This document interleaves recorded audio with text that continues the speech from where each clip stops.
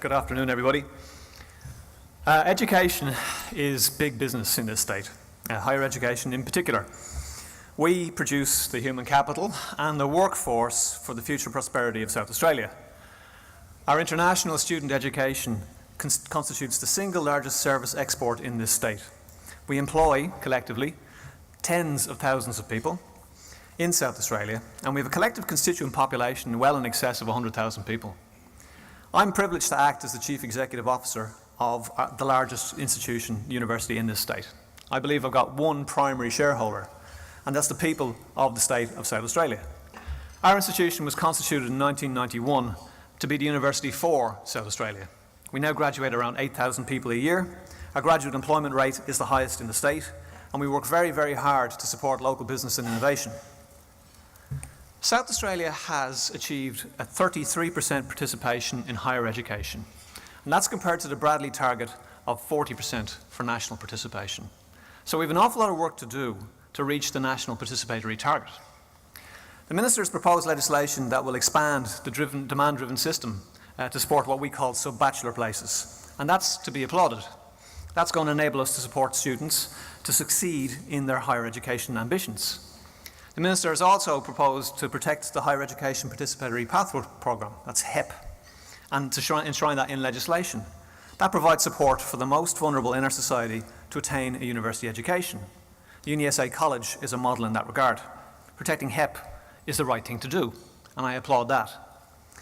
The Minister has proposed that a percentage of university funding will be linked to a focus on outcomes.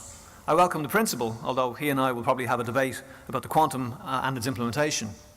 7.5% of annual funding being deemed at risk will make forward budgeting pretty impossible.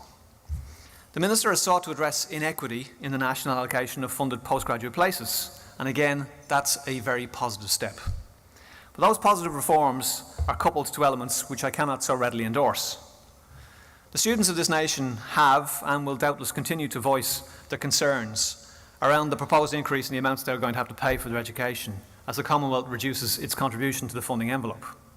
They will also rightly be vocal about the proposed lowering of the HECS repayment threshold to what equates to a tax increase for the lowest paid graduates in our society. Mine is a not-for-profit organisation. It's also a not-for-loss organisation. We don't run a deficit. Our operational turnover is a shade over $600 million, and we spend that money here in South Australia. I'm very fortunate to have an extremely competent university council. I would say that with the Chancellor sitting there. But my finance committee mandates that we run a prudent and fiscally responsible ship, a lean ship. Our targeted operating margin is between 4 and 6% annually. That operating safety margin is put away for reinvestment in the core business of teaching and research. The margin is not funded by the Commonwealth Government. I clearly recognise the contribution that is made by the Commonwealth in funding higher education of the Australian people and how that enables our operation to positively leverage their funds into external and international revenues. But that allows us to generate what is our so-called surplus. Now, if I go back to that safety margin of 4 to 6%, the last investments made by the Commonwealth Government in higher education infrastructure were back in 2012, 2013, 5 years ago. Our institution was fortunate to receive $40 million towards the construction of the Health Innovation Building, which is literally just across the street, nearing completion here on North Terrace. The university is approaching the end of a cycle of capital investment, which has seen the transformation of the West End here in the city. We're delivering over $300 million of new facilities, all coming online in the next 12 months. $300 million of facilities which were financed without debt. They were funded from the safety margin that we put away for that very purpose over many years. $300 million of new infrastructure to underpin our competitiveness, to underpin student experience, but also to attract greater investment to the state. $40 million came from the federal government. The rest was our so-called surplus. Now, what does that $300 million do? Well, aside from the benefits of the infrastructure to the operation of the university, the investment supported over 2,000 jobs outside the university during the construction phase. 2,000 jobs in South Australia in a state that needs jobs more than ever. You're clever people.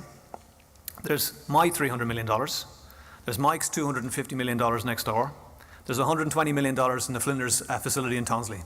That's over $600 million in the last 3 years. That's 4,000 jobs sustained in the wider economy over the past 3 years from the rainy day surplus that we put away, or from efficiency in the way in which we operate, supporting and retaining jobs in this state outside the universities. Now, I personally do not believe in blunt instruments. Another proposed measure of the reform package is the so-called efficiency dividend. Let's call it what it really is. It's a budget cut of 2.5%, which will compound to 5% in the remain in situ after 2019. It's predicated on the fact that we're apparently overfunded organisations. I've not been asked for any evidence of my operational efficiency or otherwise. My Finance Committee members would have a view on whether we are overfunded. The fact that my institution is positioned in the world's top 25 young universities would suggest that we're doing something right, especially when you adjust for the dollars available per student on the universities that are on that list. On that measure, we're exceptionally efficient. I don't believe that one size fits all. I think Australia deserves a differentiated university sector. I think South Australia, more than any other state, relies heavily on the sustainability of its universities, and perhaps now more than ever, as we transition our economy from manufacturing to innovation. Surely cutting the budgetary envelope, as is proposed, will not support our sustainability. Or am I missing something? The application of the efficiency dividend is the application of a 2.5% funding cut. It compounds to 5% in 2019 and will erode the ability of our institutions to advance infrastructure programs the likes that we have seen in the last 3 years. It will reduce our competitiveness on the international stage, and it will erode our ability to support jobs and innovation in this state, within and outside the universities themselves. This measure, this legislative sting in the tail, has little to do with reform. It has everything to do with a budgetary clawback from a system which is already funded at lower than the OECD average. It takes away, by definition, but more disappointing, it takes away from what could be otherwise seen as very positive steps for reform. It's retrograde in the extreme and is not going to be good for the future economy of this state.